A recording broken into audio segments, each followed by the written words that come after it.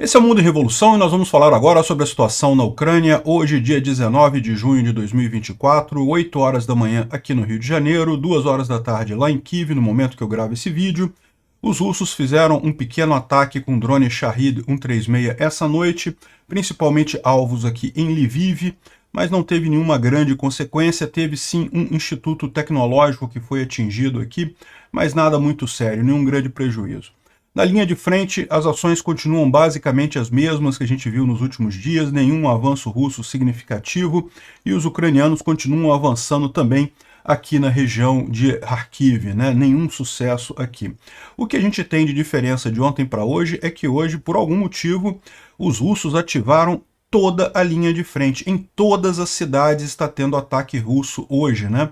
Um sinal claro de desespero dos russos, né? O número de equipamento perdido hoje está muito grande realmente, né? Uma outra novidade que se identificou de ontem para hoje também, na verdade nos últimos dias, é o aumento do uso de drones antiaéreos pela Ucrânia, ou seja, drones que caçam outros drones. A Ucrânia tem desenvolvido essa tecnologia e parece que está aperfeiçoando a ponto de já estar deixando os russos preocupados com a defesa antiaérea feita por drones. E finalmente, no fronte diplomático, nós temos a visita do Putin a Pyongyang. O Putin está lá na Coreia do Norte e é impressionante realmente, é muito engraçado ver o correspondente da televisão russa lá dizendo que sim, sente o cheiro da liberdade na Coreia do Norte. Eu não sei não qual o cheiro de liberdade que ele está sentindo não. Alguém tem que avisar ele que aquelas pessoas que estão ali aplaudindo o Putin, elas não estão ali por livre e espontânea vontade não, tá? Não é liberdade que rola por lá não. Vamos falar sobre esses e outros assuntos em detalhes. Essas notícias foram sugeridas por Peter das Torcidas Organizadas, Zelensky põe Lula em seu devido lugar e várias outras pessoas. Obrigado aí ao pessoal que sugeriu notícias lá no nosso site, no wrevolving.com, e obrigado a você que está assistindo o nosso vídeo. Se você gosta do nosso conteúdo, por favor, deixe o seu like e se inscreva aqui no canal, né? Pois bem, então tivemos um ataque com 21 drones Shahed 136, aqueles drones de fabricação iraniana que são usados pelos russos. 19 deles foram derrubados pelas defesas antiaéreas ucranianas. Teve mais alguns outros drones de vigilância aqui que também foram derrubados, né? Lancet, Supercam, Orlan 10, outros drones também de vigilância aqui, né? Aqui está a trajetória dos Shahed 136, você pode ver, teve alguns aqui na região de Helminsk aqui, mas o principal foi aqui em Lviv, né? Lviv foi o principal alvo dos drones Shahed e de fato eles chegaram a atingir esse Instituto de Pesquisa Científica ali em Lviv. O prédio foi atingido. O instituto é acadêmico, não é militar, então, ou seja, houve prejuízo aqui, mas nada que afete a capacidade militar ucraniana, né? Agora, uma coisa que chama atenção, lembra o ataque que os ucranianos fizeram ontem ali em Azov, né? Ontem a gente falou sobre isso, aqui nesse vilarejo aqui de Azov, perto de Rostov-on-Don. Os ucranianos ontem atingiram um depósito de óleo ali grande, né?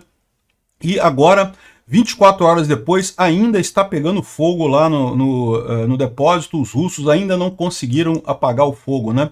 Isso é sinal aqui, ó, já, depois de 30 horas, o depósito em Azov ainda está pegando fogo. Isso é sinal de que tinha muito combustível ali, tá? Porque é aquilo que eu falo para vocês, esse tipo de incêndio em depósito de combustível, você não tem muito como apagar o incêndio. Depois que começou o incêndio, ele vai até consumir todo o óleo que está lá. O fato de estar demorando tanto tempo assim é sinal de que tinha muito óleo ali. O pessoal estava realmente usando aquilo ali para abastecer a Crimeia e agora não vai poder mais, né? Essas tentativas dos bombeiros de resfriar os tanques ao lado é ótimo para evitar que pegue fogo no tanque ao lado também, mas tipicamente a estrutura do tanque fica totalmente comprometida nesse caso e isso daqui não pode ser usado mais por um bom tempo, vai ter que ser refeito totalmente, né? Um ataque com muito sucesso. Bom, na linha de frente tem aqui algumas imagens de ataques ucranianos. Então, aqui ó, o Kriegsforscher fala aqui que a única coisa que eu vou dizer sobre a Batalha de Vovchansk é que está apenas começando, né? Isso daqui é mais uma tentativa russa de avançar por ali e o tanque, o blindado, foi destruído aqui pelos ucranianos. Aqui teve uma outra tentativa russa de avanço aqui e também foi destruído com drones o avanço russo aqui na região, né? Dá para ver o blindado acabou pegando fogo aqui e o avanço acabou ali na região, né? O Fighter Bomber está reclamando que tem poucos novos Su-34. Parece que a Rússia está começando a sentir dificuldade na aviação, né? É lógico, os russos têm uma aviação muito grande, um número de aviões muito grandes, mas uma hora começa a fazer falta, né? 2 dias atrás, a UAC entregou a primeira leva de Su-34 este ano para as tropas, né? É definitivamente uma boa notícia. O número de aeronaves nessa leva não foi indicado, mas nós podemos dizer com segurança que foram dois aviões. Então, em mais de 6 meses, apenas 2 Su-34 foram feitos. E nós temos pelo menos duas perdas conhecidas de Su-34 em situação de não combate desde o dia 5 de maio. A gente mostrou aquele hangar que foi atingido por drones ucranianos, né, e que dois Su-34 foram destruídos ali. No mínimo, tem a possibilidade de ter mais, porque tinham outros Su-34 que não estão mais lá. Pode ser que tenham sido destruídos, pode ser que tenham sido tirados de lá sem serem destruídos. Eu realmente quero acreditar que o nosso aumento na produção de aeronaves anunciado ano passado não é um aumento para 2 Su-34 a cada 6 meses. E a gente vai ver transferência de levas maiores de aeronaves com mais frequência, isso daí, né? Por favor, me corrijam se eu estiver errado, mas o primeiro foi em abril e agora nós temos mais 2 agora. Ou seja, não está claro ainda se esses aviões são novos ou são restaurados, né? Mas isso não muda em essência, que é muito pouco, né? Ou seja, o que eles estão vendo é que essa suposta aumento da produção de aeronaves russa não está suprindo a demanda deles lá. Com o ritmo que está sendo destruído a aeronave nessa guerra, em breve a Rússia terá problemas, né? Esse é o problema central de guerra que dura muito tempo. É o que eu falo para vocês. A Rússia está com sanções. A Rússia, por mais que esteja em economia de guerra e coisa e tal, ela está com dificuldade de ter peças, ela não tem maquinário avançado, e não é à toa que o Putin está tendo que implorar para a Coreia do Norte por munição, por coisa assim, né? A situação, a capacidade da Rússia de produzir equipamento bélico está indo para o beleléu, né? Não é que vai acabar rápido, não, tá? Os russos ainda têm muitos aviões ainda tem muita coisa ainda, mas o pessoal já está preocupado com isso aqui, né? Um blogger militar russo também está criticando a situação em Vovchansk. Existem situações em que as partes que estão em briga, né, os dois exércitos, são separados, não é nem por dezenas de metros, mas apenas alguns poucos metros. As posições não são apenas em prédios vizinhos, às vezes acontecem na mesma casa, em quartos adjacentes, ou em andares diferentes, né? A situação na cidade nos leva de volta a Stalingrado, apenas numa menor escala. Infelizmente, as perdas são grandes. Esse daqui é o resumo do relato do russo lá na situação, né? Lá em Vovchansk, e é justamente essa situação aqui que a gente está vendo. Vovchansk, os russos chegaram a tomar toda essa área norte aqui da cidade, né, acima do rio Vovcha. Os ucranianos estavam aqui na parte de baixo, mas agora os ucranianos já retomaram uma boa parte da parte norte aqui, ainda tem russos aqui em alguns lugares, mas a situação russa aqui está cada vez mais difícil, né? Aqui na região de Toretsk, ou New York, né, teve aqui um avanço russo aqui, ó, que parece preocupante. A gente não sabe se isso aqui foi um breakthrough ou se foi só um avanço controlado russo aqui. Essa área não é uma área muito ativa da linha de frente, mas como a gente falou com vocês, de ontem para hoje os russos estão forçando em toda a linha de frente. Ou seja, o que eles estão querendo agora é tentar achar fragilidade ucraniana. O risco que acontece aqui é terem achado uma fragilidade ucraniana aqui. Eu espero que não tenha sido apenas um caso pontual. Vamos ver nos próximos dias aqui o que desenvolve aqui, né? Aqui em Pervomaisk teve algum avanço também aqui nessa região, mas aqui, como eu já falei para vocês, não tem importância. A principal linha defensiva ucraniana é nesse rio aqui, então esses avanços aqui não mudam nada do ponto de vista estratégico, né? Via de regra, então, a gente tem isso. Os russos estão tentando avançar em toda a linha de frente, tudo quanto é lugar hoje está ativo aqui o ataque russo, mas não estão conseguindo ir a lugar nenhum no final das contas. E particularmente a gente tem aqui um número de blindados e tanques russos destruídos enormes de ontem para hoje.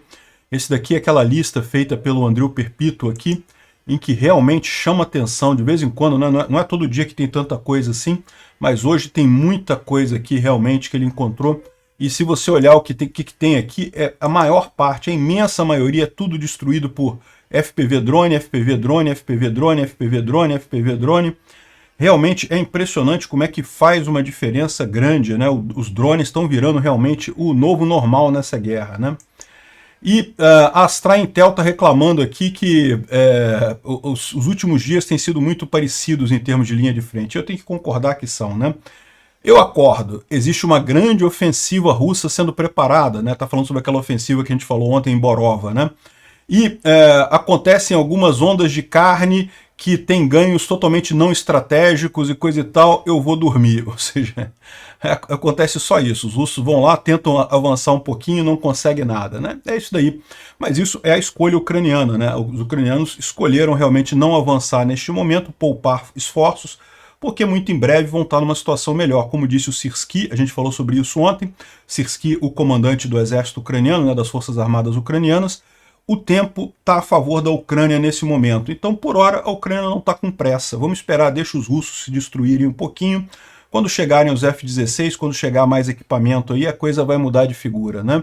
Bom, o Instituto para Estudo da Guerra fala justamente sobre a situação lá da visita do Putin na Coreia do Norte, né? O Putin está lá na Coreia do Norte fazendo uma visita, é o que a gente vai falar daqui a pouquinho, e fala sobre a cooperação, que ele está assinando acordos de cooperação com a Coreia do Norte, coisa e tal.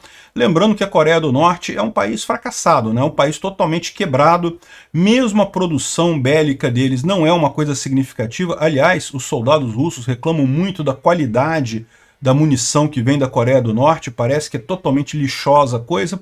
É aquilo que eu falo para vocês, toda ditadura tende a favorecer corrupção, porque você tem um sistema em que ninguém pode fazer oposição, ninguém pode criticar o governo, e se você não pode criticar o governo, como é que você vai apontar corrupção no governo, né? Isso cria um ambiente propício para o pessoal fazer corrupção.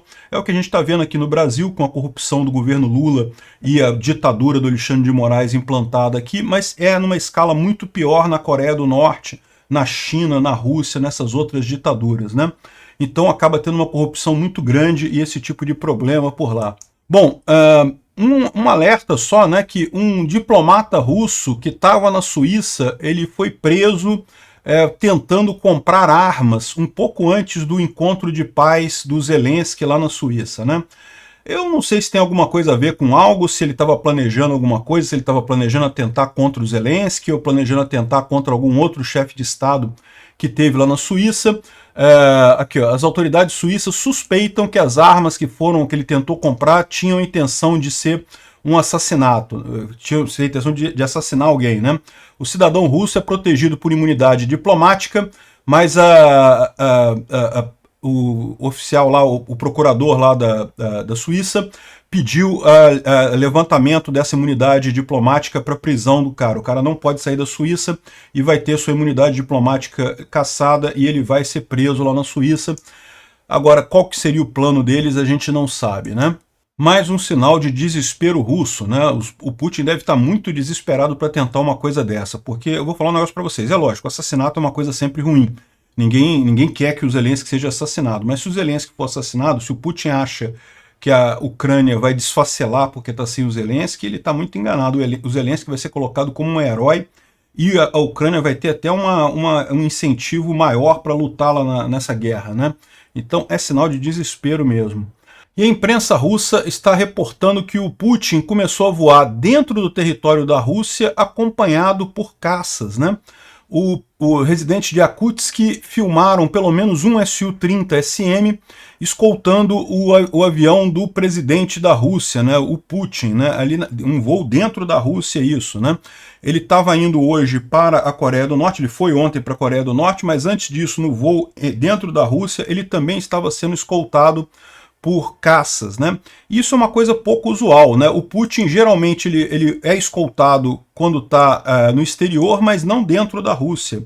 Ou seja, mais um sinal de desespero, né? Lembra que o Putin recentemente demitiu 4 comandantes lá do Ministério da Defesa russo, né? Porque talvez seriam pessoas não tão leais a ele, e colocou 4 cupinchas absolutamente leais a ele, até primo colocou ali no Ministério da Defesa, certamente temendo um golpe de Estado nessa viagem dele para a Coreia do Norte, né? Ditador tem esses problemas, meu amigo. Você saiu do país, corre o risco do pessoal se animar, dar um golpe e você não consegue nem voltar para o seu país, né? Então o Putin está preocupado com isso e também está preocupado com o fator Prigozhin, né? Tu lembra do Prigozhin que teve um acidente qualquer no avião dele, o avião dele, né, se acidentou com um míssil antiaéreo ou alguma coisa assim. Segundo dizem as fontes oficiais, o Prigozhin estava brincando com uma granada que explodiu dentro do avião. Vai entender isso, né? O Putin aparentemente está preocupado com alguma coisa, alguma situação dessa com ele também, né? É bom ele se preocupar. A Rússia é um país mafioso, né? E mafioso tem esse problema. Bom, e chegou o Putin lá em Pyongyang, na Coreia do Norte. Tá aqui o Putin, o sósia do Putin, conversando com o sósia do cara da Coreia do Norte, né?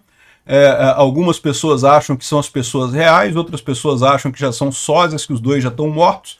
É isso aí, eu deixo para cada um decidir o que acha aí, né? O Putin está se sentindo em casa, né? Perfeita União Soviética, tudo que o Putin queria. É o pessoal aqui, ó.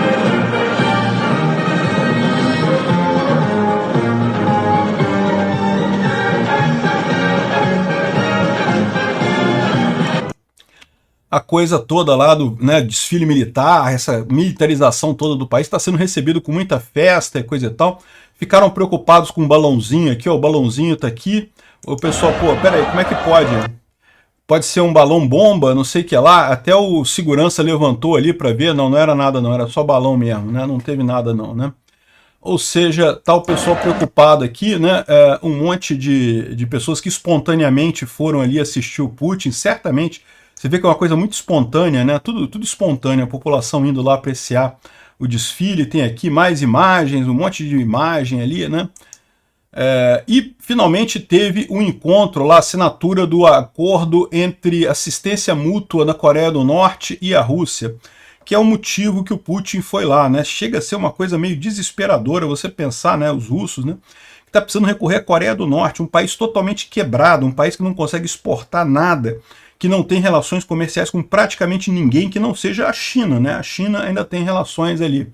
E basicamente é isso que a Rússia está se tornando, né? A Rússia está se tornando também, tal como a Coreia do Norte, um pária completo ligado só à China. E veja, para o governante, para o Putin, para o Kim Jong-un, isso não é problema, os caras estão bem, pode ficar tranquilo, estão bem pra caramba, tem dinheiro pra caramba, tem todo o conforto possível e imaginável.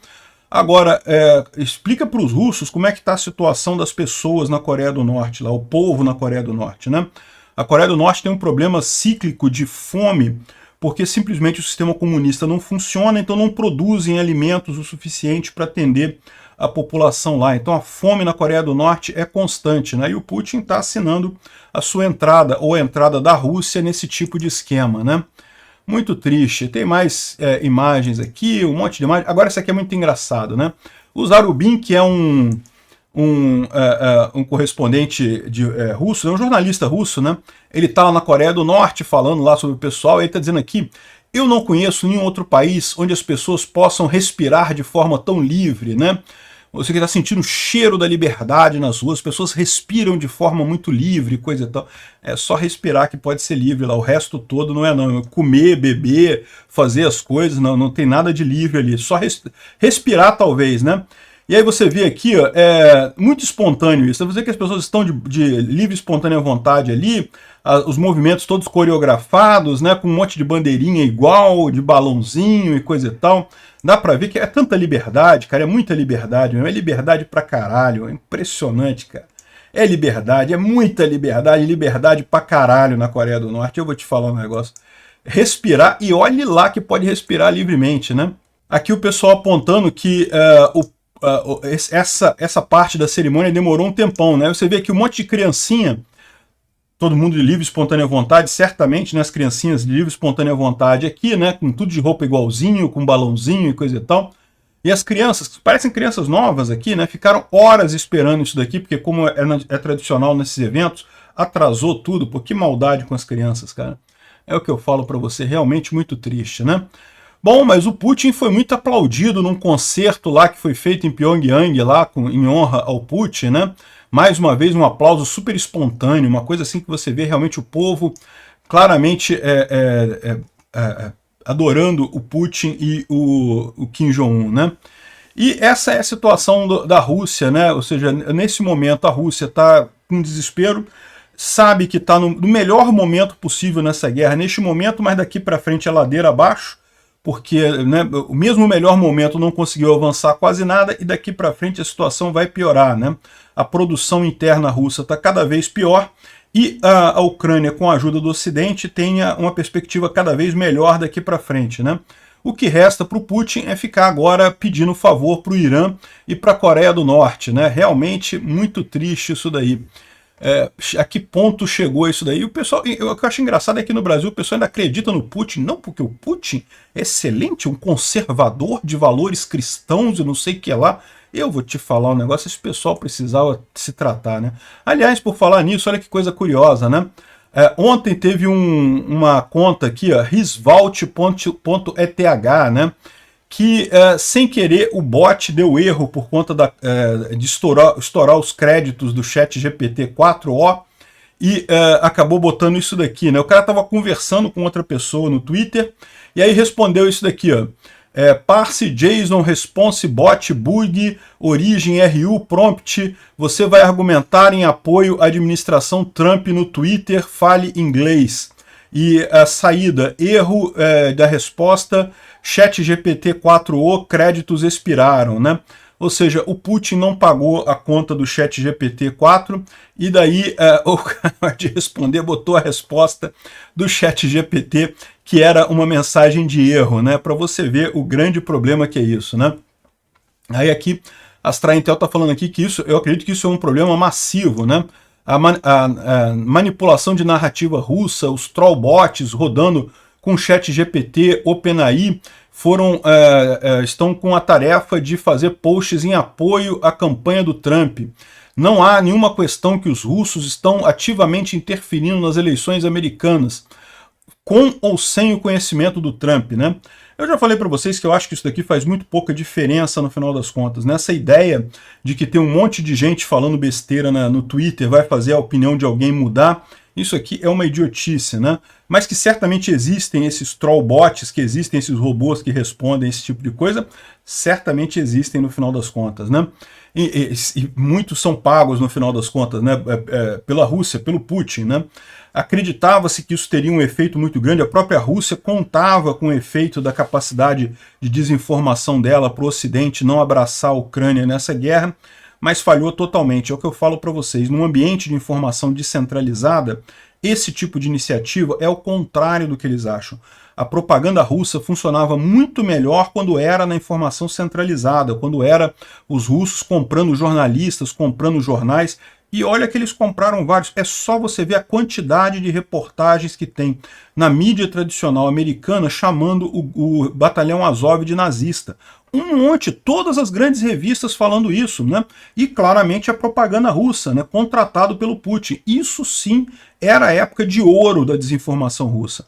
Na internet, você consegue fazer isso daqui? Consegue, mas é muito mais difícil você realmente gerar um impacto no debate público, porque você está competindo com pessoas que estão falando de verdade, né? Então, essa ideia de que você consegue só com desinformação criar, sempre vai ter um idiota ou outro que vai cair, é lógico. Acontece sim, um idiota ou outro sempre cai.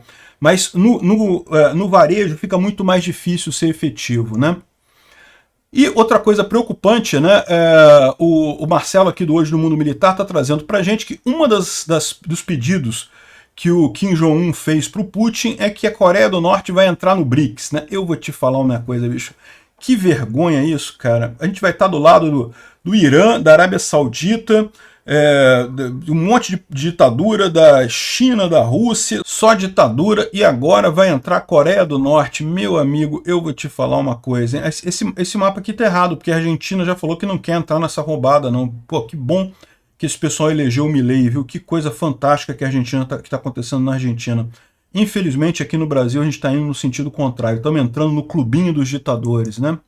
Bom, está acontecendo a Eurosatori 2024, que é uma exibição de armas e coisas de combate lá na Europa, né?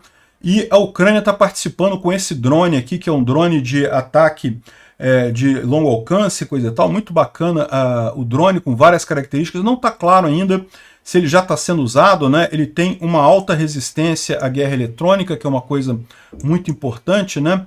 Agora, esse drone aqui, ó, embora ele seja parecido, ele não é o mesmo que este drone aqui. Esse drone aqui é um Lancet russo. É um drone russo que é muito usado pelas tropas russas, e o que você está vendo aqui é ele filmado a partir de um outro drone ucraniano. O drone ucraniano vai atingir o Lancet russo para explodir o Lancet russo no ar.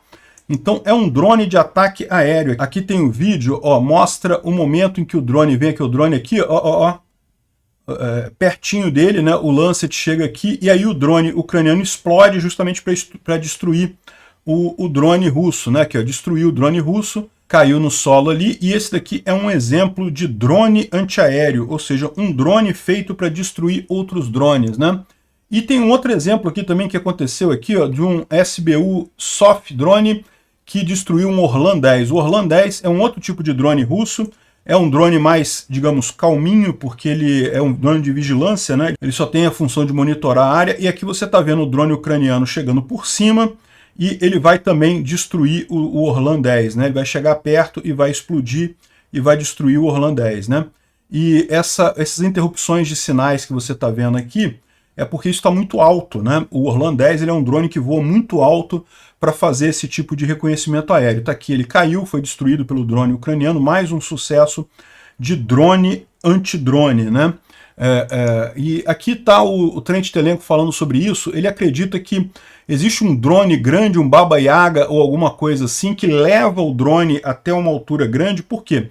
Porque esses drones que voam tão alto assim, você não consegue usar aquele quadcóptero. Aquele quadcóptero, como ele depende de um monte de hélice, ele precisa ter uma densidade do ar alta. Esse tipo de situação aqui, geralmente você tem que usar um outro drone maior para levar ele no alto. Aí a partir daí você solta o drone, e aí você tem um drone capaz de fazer manobra e atingir o novo drone, né?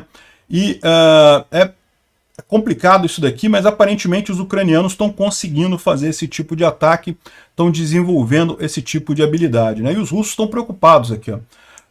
Um blogger russo está falando aqui, ó, os drones de defesa aérea FPV ucranianos estão se tornando um problema sério. Eles trabalham contra nossos drones de reconhecimento e também vão trabalhar contra o exército, principalmente helicópteros, ou seja, vão trabalhar contra as forças aéreas, né, com helicópteros, aviões e coisa e tal. É preciso ser dito que eles chamam Krestes aqui, é um termo pejorativo contra os ucranianos, né, se tornaram pioneiros nesse tipo de componente, né, os drones deles, tanto baseados em solo quanto em balões. Eles falam aqui de balões, então talvez não seja um Baba Yaga que está levando esses drones lá no alto, seja um balão que está levando isso. Eles detectam nossos drones UAVs e os operadores pegam os drones naquela área e buscam pelo alvo. E nós precisamos agora criar a mesma coisa no tempo mais curto possível. E tem que ter esperança na nossa capacidade complexa militar e coisa e tal. Só que o problema dos russos é esse, né? Eles não têm acesso à tecnologia, os ucranianos têm, né? Os russos com as sanções vão ter muito mais dificuldade de fazer alguma coisa similar aqui. Obrigado por assistir o vídeo até o final. Se gostou do conteúdo, não esqueça de deixar o seu like, isso ajuda o canal a crescer e a chegar para mais gente. Se não gostou, deixe o dislike e explique nos comentários como podemos melhorar. Comente também sugestões de temas que podemos trazer por aqui. Comentários insultuosos ou defendendo ditaduras e criminosos de guerra serão sumariamente bloqueados. Agradeço a compreensão. Se ainda não é inscrito no canal, considere se inscrever clicando no botão inscrever-se abaixo e marcando a campainha para todos os avisos. Se quiser ajudar o canal, veja no nosso site como você pode fazer isso.